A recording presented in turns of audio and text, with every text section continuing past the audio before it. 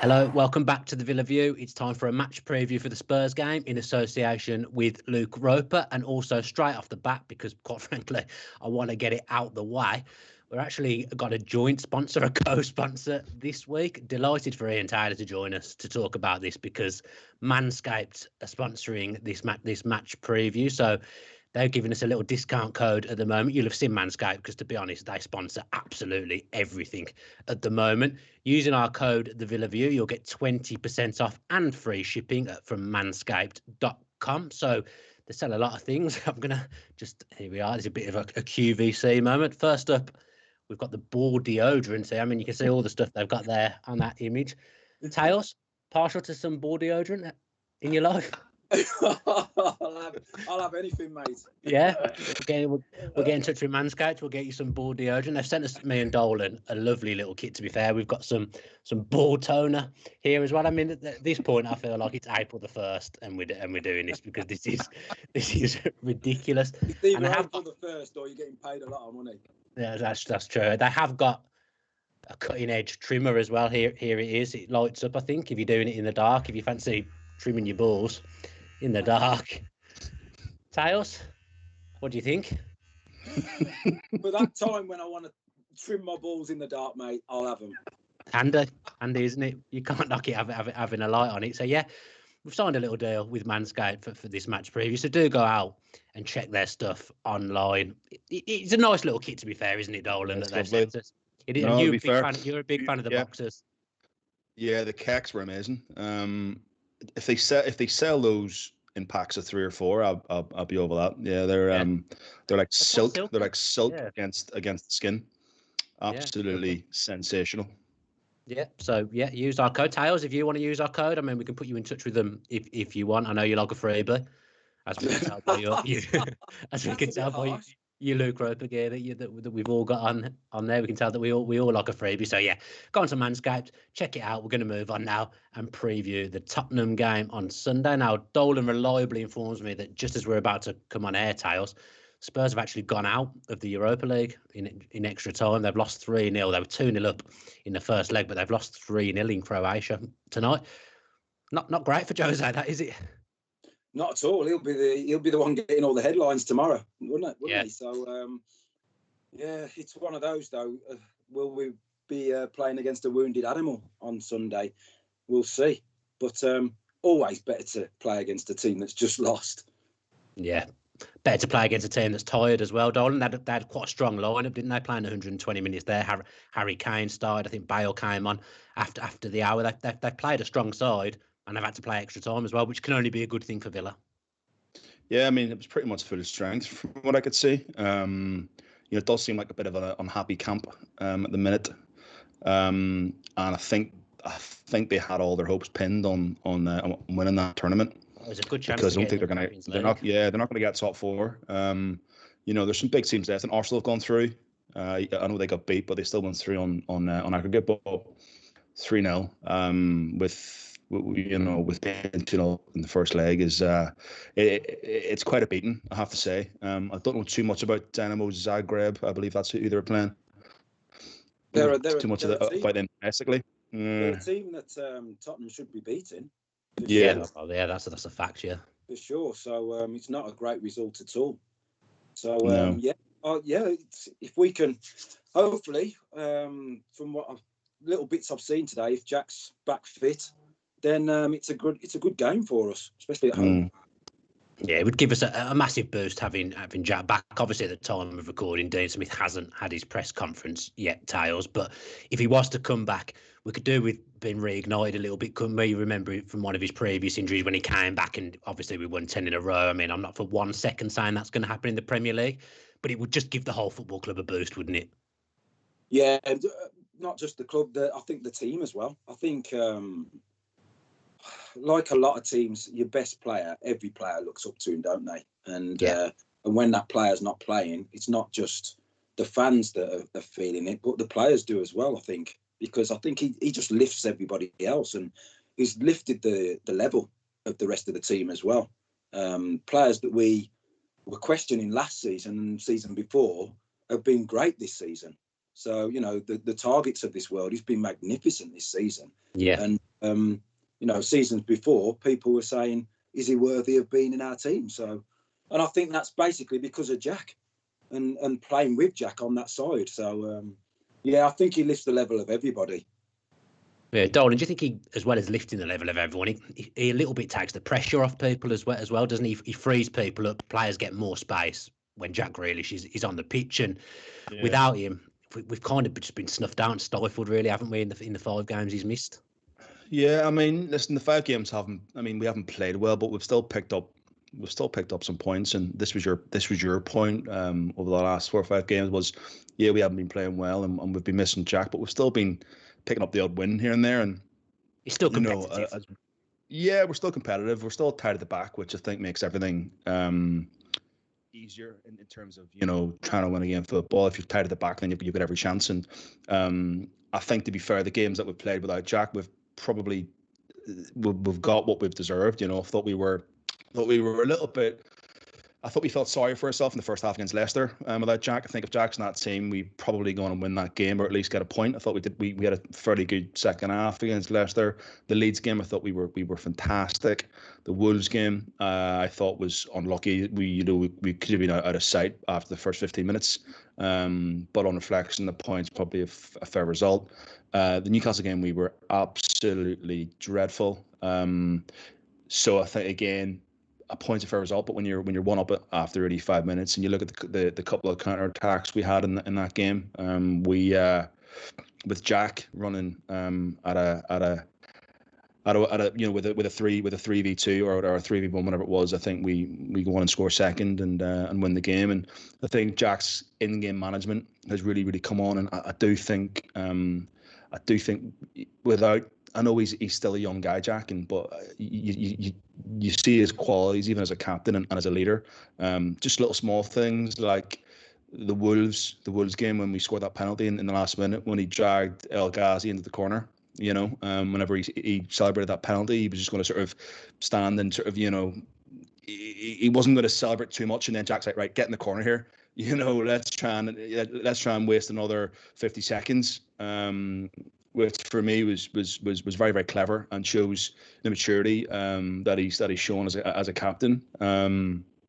Just small things that I think we missed. I think with him in the team and the games that we had, those last 5 games, I looked at and thought we can do some damage here and try and cement that top 6, top 8 place. But listen, we're still well within touching distance of top 6. I think the teams around us have been faltering. I think Liverpool have faltered, Spurs have faltered, West Ham have lost a couple, Everton have lost a couple. So I still think we're well in the mix. There's a table that's just come up there. I've said it week in, week out. You give me 41 points after 27 games and sitting in 9th, I would have absolutely bitten your hand off. I would have told you that you're taking the piss, because there was no way come at the end of last season, before lockdown, after Leicester, again, you could have said to me in 12 months' time, 15 months' time, you're going to be sitting in 9th. With a couple of games in hand, and you'd have beaten Liverpool 7-2, and you'd done a double over Arsenal, and you'd beaten Wolves and Leicester. That'd have been like no chance. We've missed them for sure, but sometimes you got to look at it and go, well, maybe without Jack, maybe these players, it's given them a little bit of a kick up the backside that they needed. I know whenever you're missing your leader and you're missing your talisman, I think they'll look back in those 5 games and probably be better for it, if that makes sense. And I think they all know that they've been well below par. I think, as I've said since day one, I think our lack of a squad and the lack of options on the bench, I think, is finally taking its toll in the way we play and the way that and the distance that we cover, and the way Dean Smith wants us to run and press. I think we're starting to see a few tired legs in there, and it's understandable. It's been a long season. But if we can finish in around the 55-point mark, that's my kind of mark. If we can get 55 points on the board, that should see us top 8, top 9 comfortably, and I for one would be over the moon with that. Kick on again next season. The bigger picture, Tails, is the club's in an excellent place. I think any Villa fan who isn't happy at the moment is quite frankly he's unrealistic with where the club's sitting. I think it's been an exceptional season. To be in the top half comfortably, which I think we will be, is a great achievement. But there's always going to be that element of thinking that it could have been more. And these last 5 games has been against opposition that I would expect us to have enough to beat, even without Jack. You're talking about going to Bramall Lane, a team that's not done anything all season, and losing 1-0. And you think if Jack's playing, you win that game.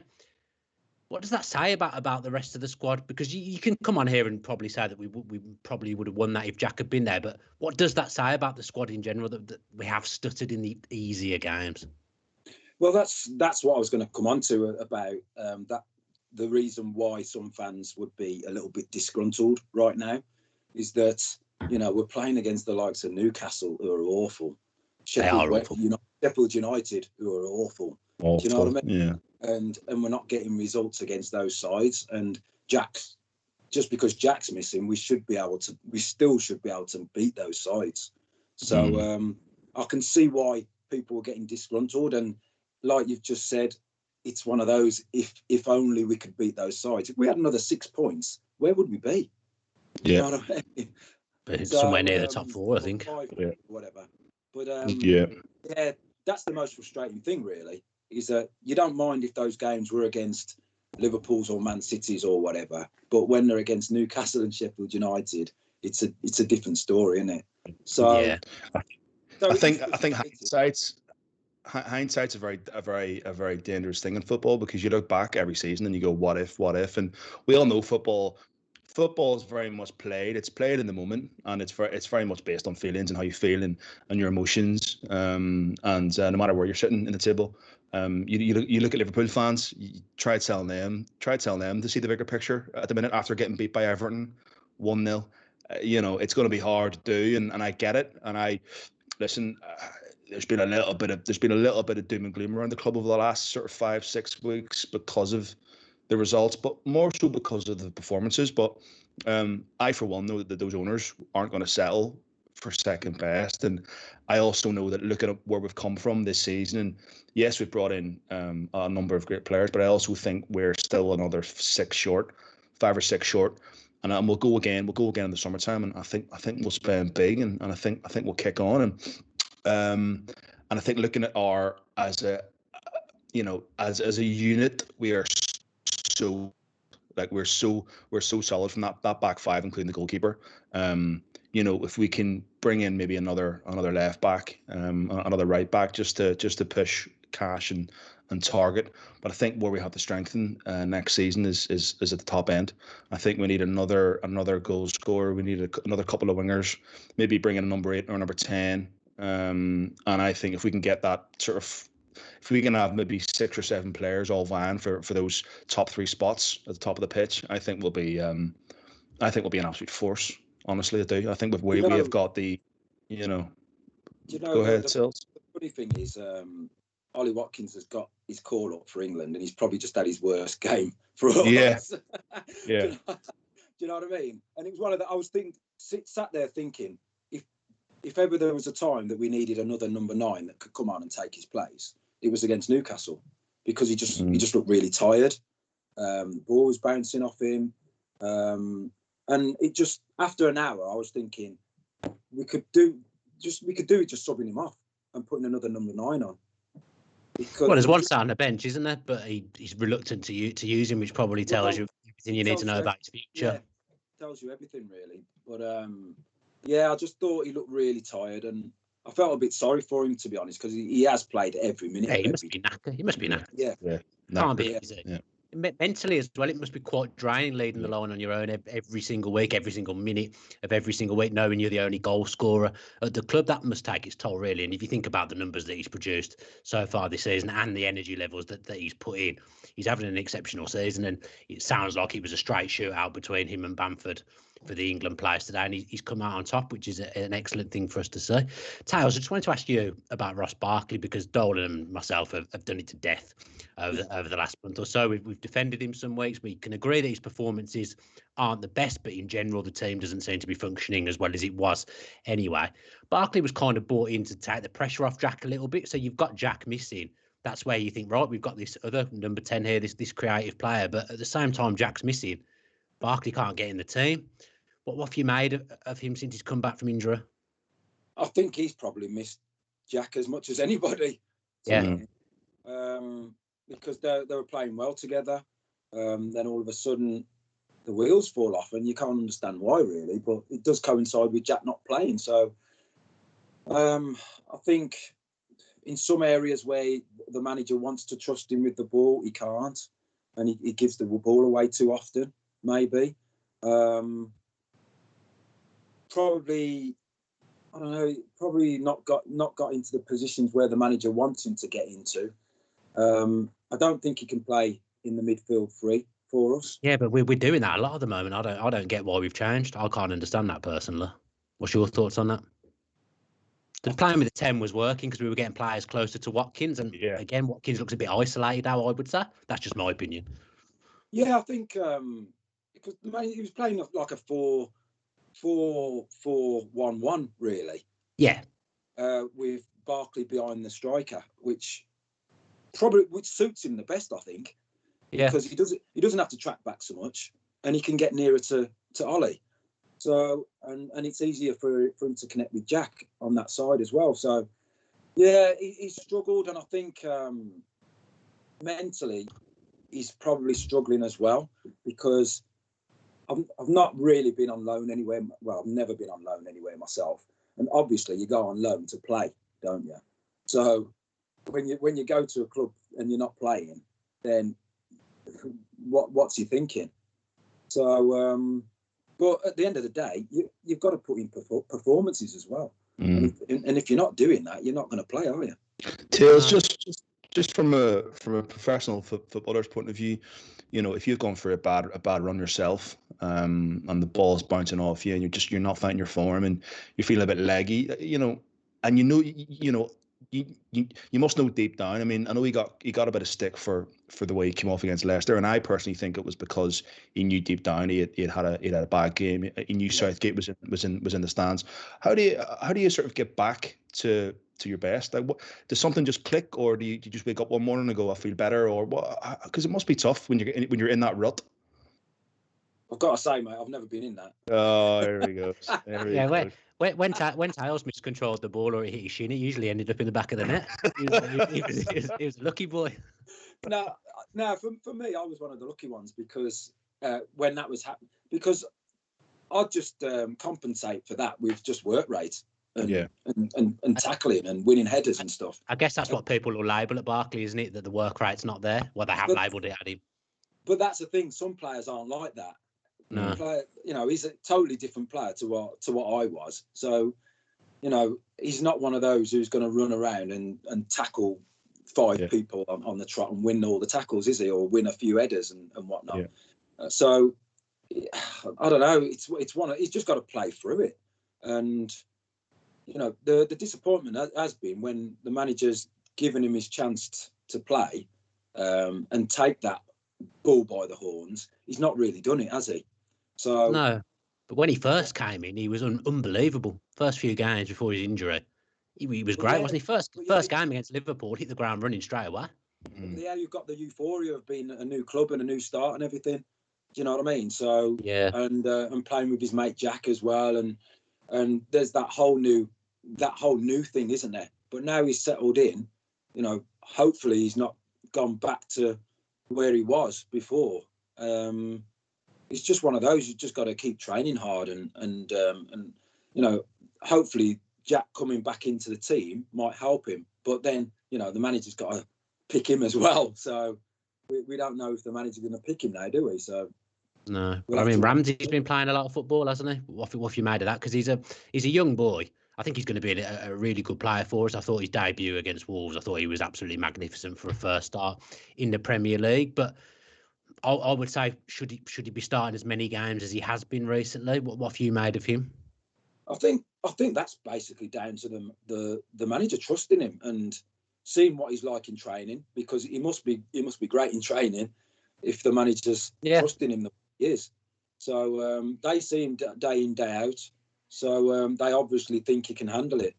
I'm not sure whether he's ready to play every game, but the manager doing what he's doing, playing him one game, then maybe another, and obviously it's down to the fitness of Jack and Barkley being out of form. That's helped Ramsey. So yeah, it's one of those now. It's, Jack coming back is going to sort of change the whole dynamic of everything and who plays. So we'll have to wait and see.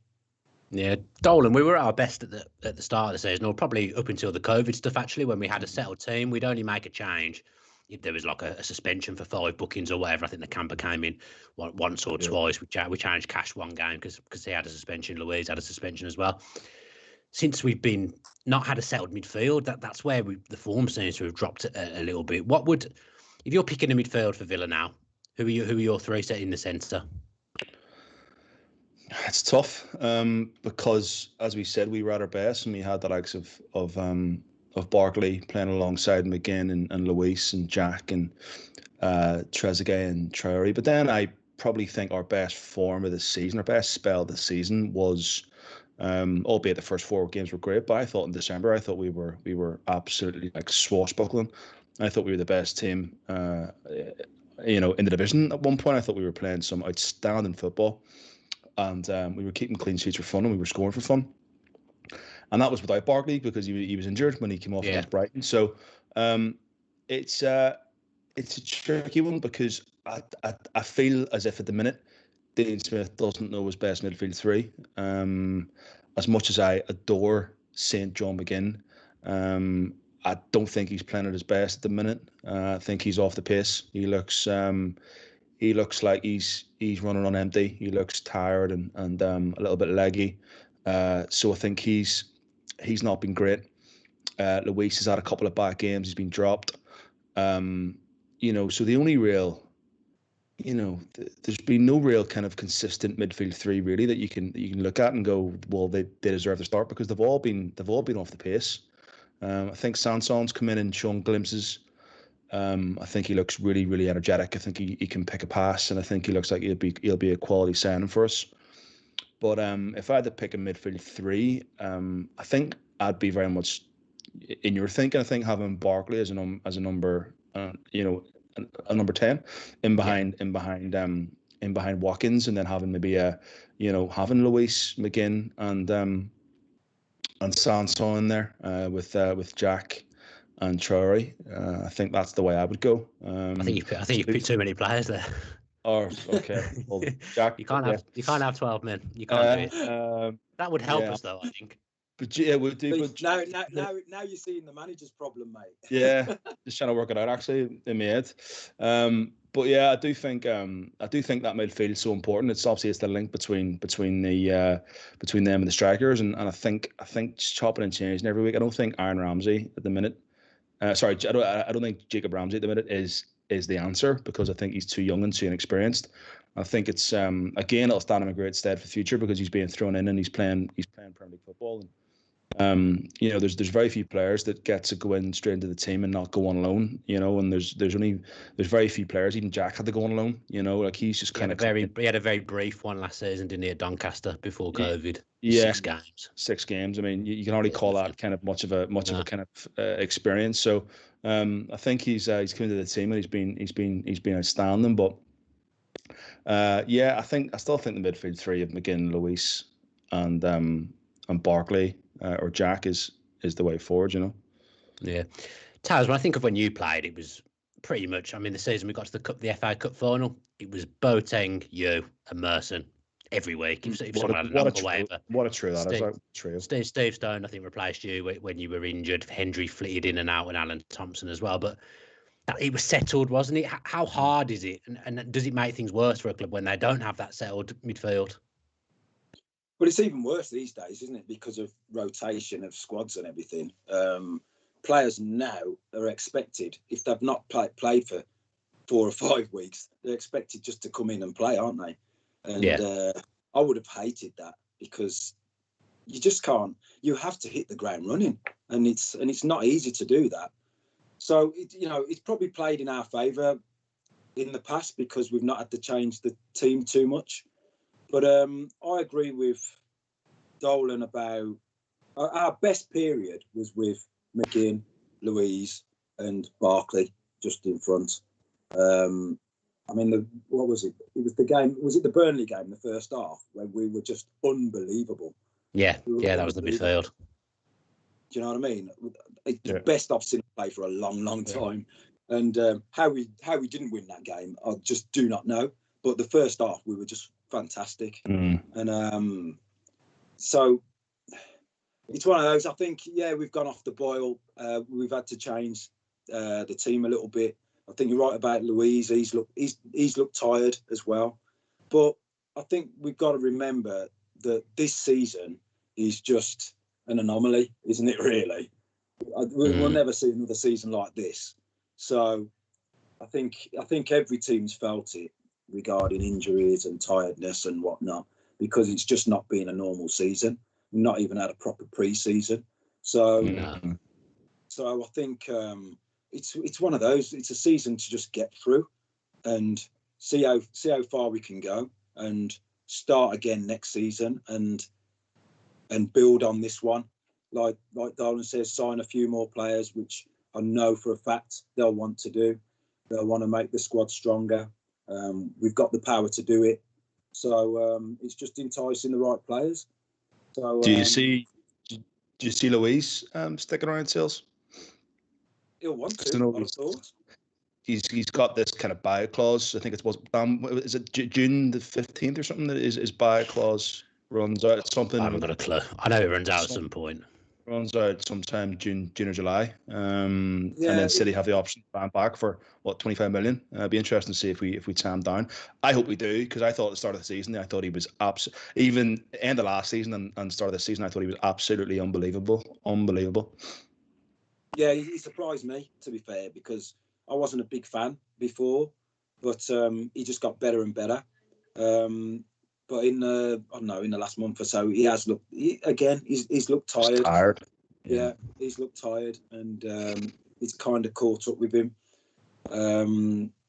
Marvelous has come in and done a good job when he's had to. But again, is he the player that you'd want in there week in, week out? We don't know. So he's a squad player, isn't he? I think, really. Yeah. So there's a lot of thinking to do, and there's a lot of stuff the manager Dean Smith needs to sort out, I think, going forward. But for me, this season's just one to get through, see how high we can get, and look at next season. Next season's the one for me where we got to build on this and really do something next season. Yeah, I know Dolan's already excited about next season. I had a phone conversation with him earlier. Let's look at Spurs a little bit, because Dolan, they were on good form, to be fair, until Sunday in the North London derby. They've managed to lose the North London derby to Arsenal, and now, as we know, they've just been knocked out of the Europa League. So it could end up being a good time to play them. But before that, Kane, Bale, Son, they were all looking quite scary, to be perfectly honest. But Son ain't going to be there. They've just come off the back of a couple of bad results. There is a chance, Villa, if we can get Jack back as well. Yeah. It's a good chance to get 3 points. Yeah, I mean, another game last season, I thought we were unlucky against Spurs. First half, we were good that day. Yeah, I thought we were very good. I thought we were very good. I thought we were unlucky, and I just think another individual error that day cost us. Yeah, they're a funny one, Spurs. You don't know how they're gonna. You honestly don't know what team's gonna turn up, what Mourinho's gonna turn up.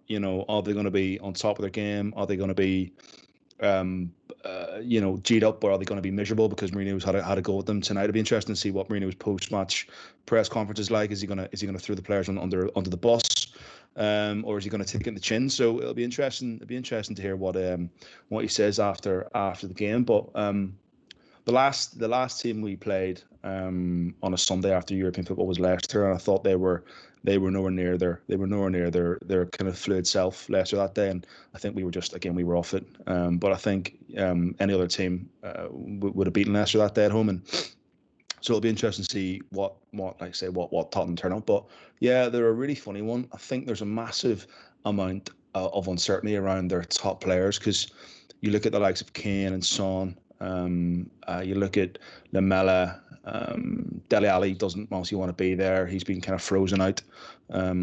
Lucas Moura. So Spurs are at that stage now where if one big name goes like Kane, then they could all follow, and then you lose 4 or 5 of those players, and it's a rebuilding job. We all know what happened last time when Bale went, and they had to spend, they had like 85 million, and then kind of apart from Vertonghen and Eriksen, they didn't particularly spend that money very well, and then they had that little period where they were bringing in managers left, right, and centre, and they kind of wobbled, and they kind of became like a top 8, top 10 team, and I'm not sure what that says on the screen there. From what I can read, my team, I repeat, my team did not look like it was playing an important match. I feel sorry for my team did not bring to the game the basics of football nor the basics of life. So yeah, he's hammered them. It's basically what we've taken away from that. So hopefully they're quite miserable and grumpy going into Sunday game. He's the king of deflecting, isn't he, Mourinho? He really is. Yeah. How would you have reacted to that? If that you say you're a Spurs player, you know what it's like to be a professional footballer. Obviously, if you've heard your manager come out and say that, what are you thinking? Yeah, but he's right, doesn't he? It depends how you've played. If you deserve it, then fair enough. But hopefully, he's let rip at the players in the dressing room first, and then said that.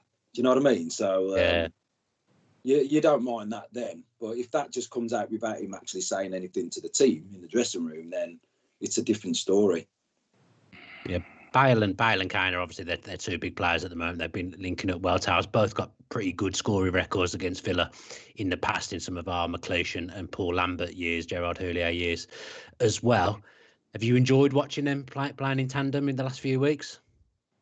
Yeah, I always like watching Kane. I think Kane's a top player. I mean, we're talking about, if he leaves or anything, but who can he go to? There's only a couple of teams that he can go to that could afford him. It'd be crazy, wouldn't it? Yeah, it'd be ridiculous. Yeah.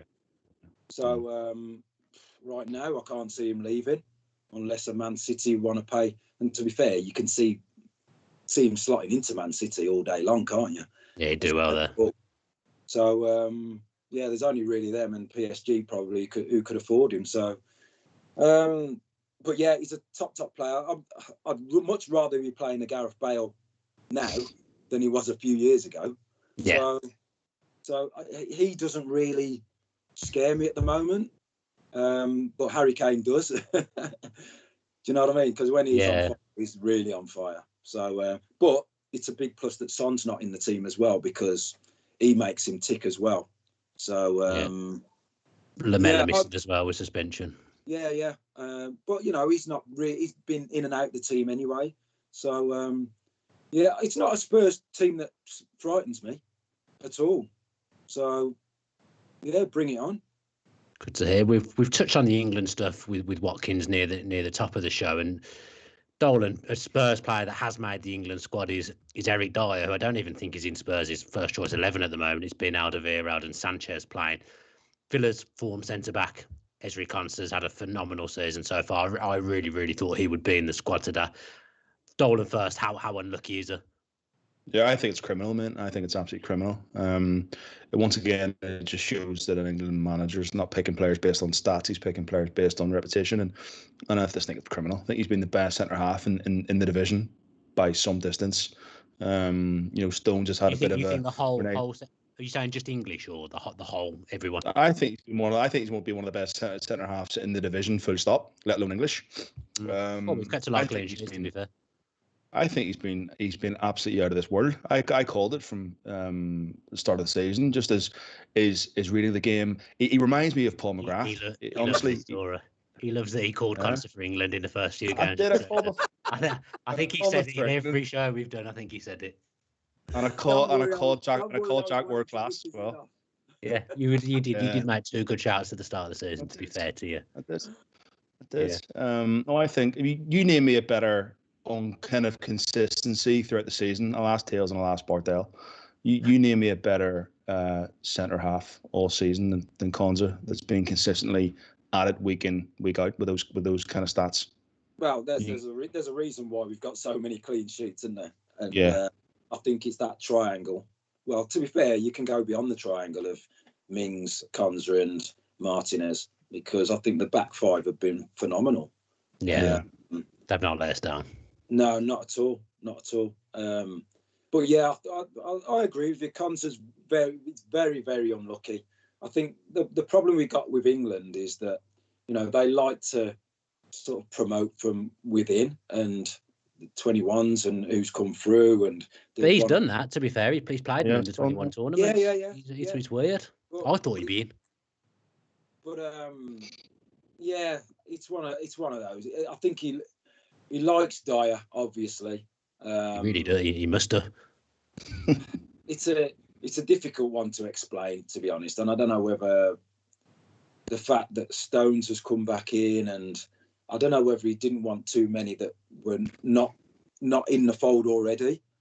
Yeah, maybe. You know what I mean? Or haven't been in the fold for a while, and then just bring them all back in. I don't know.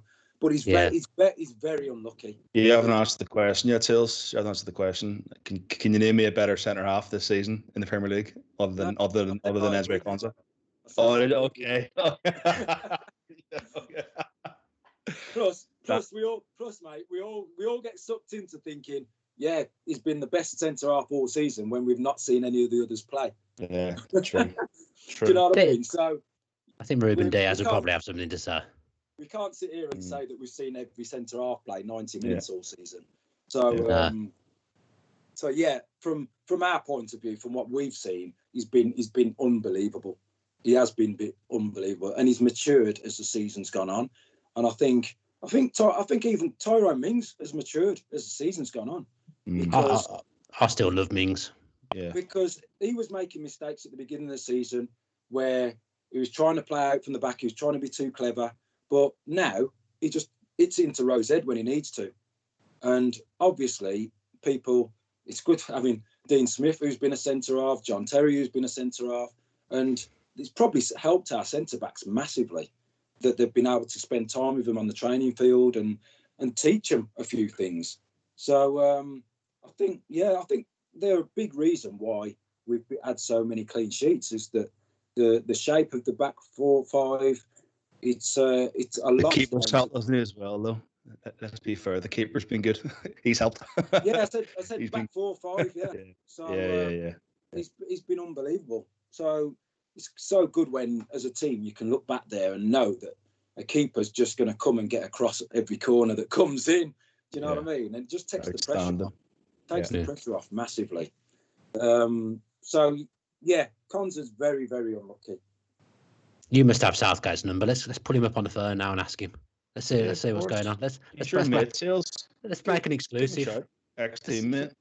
Let's get him to explain himself. He might not answer. I think Matt Targett, you could argue, is a little bit unfortunate as well because Chilwell's not really getting a game for Chelsea at the moment. The right back situation's a joke. Trent isn't even getting in the squad anymore, so there's some serious options. Yeah, right back. I'm not sure how. It's Chelsea lad. Reece James. I'm not sure how he's got in front of Alexander-Arnold at all. But Southgate is. I guess you have your favourites as a manager. It's the same with every manager. Plus, as well, we don't know. You don't know whether he's had a chat with Klopp and he thinks he's played too much. Do you know what I mean? There's all that kind of stuff as well. So, yeah I don't know. I think any of our back four could get into the England squad at the minute. I think Martinez might be eligible soon for all the years he's putting in England as well because he hasn't made his Argentina debut. I wouldn't mind seeing him in goal in the Euros for England. That would make me feel a lot better than Pickford. I think that probably does us for this show, Tails. It's been great to have him on. Yeah, I think it's been a while. I think it's been a reasonable amount of time. To be fair, we didn't give Watkins enough airtime. I don't think he gave the ball shavers more airtime. Yeah. They're making them. That's why I've got to go. I've got to go and do some manscaping. I need to get up and get some manscaping. And we do need to mention one other thing, actually a serious thing. But before we go, there is an initiative for Jack Ryan, the Villa fan that sadly got knocked down and passed away at Battersea Bridge probably 2 months ago. Now I think it was in January that happened. There's a little movement going on at the moment. move for Jack. You'll see at the top of your screen there. So I'm going to get my Villa shirt on and do a run. There is a page that you can donate to that his friends and family are raising money for the Villa Foundation and the London Ambulance Service, who obviously tried to save Jack's life in the foundation because Jack was such a massive Villa fan. So I'm going to stick my Villa shirt on, get out there and do a run for Jack on a Saturday or Sunday. I think that's the date. Or is it Friday and Saturday? I've got my dates mixed up. But over the weekend, I'll be doing some movement for Jack. Tails, you've been exercising the life out of yourself. Saturday mornings as well, so I can do it for that. Yeah, no problem. Yes, Tails is going to do something for Jack as well on either Saturday or Sunday. We'll all get out there. So they've raised a hell of a lot of money already. I think it was £8,000 or something the last time I checked. So that's all good money for the foundation and for the London Ambulance Service. So if you can go on there and support that, then please do and get yourself moving as well. The link's going to be in the description at the bottom of the YouTube video, so check that out and you'll be able to find more information. Thanks to Tails, thanks to Dolan for joining me today for this match preview. Hopefully Villa will beat Spurs on Sunday. There will be a post-match pint afterwards. Tails, you'll be at the game, I suspect. Yes, I'm doing the Villa TV thingy. Oh, lucky you. Enjoy yourself doing that, Tails. So yeah, we'll be back on Sunday for the post-match pint. I think that does us. Only one thing left to say: up the Villa and up the Manscaped and up the Luke.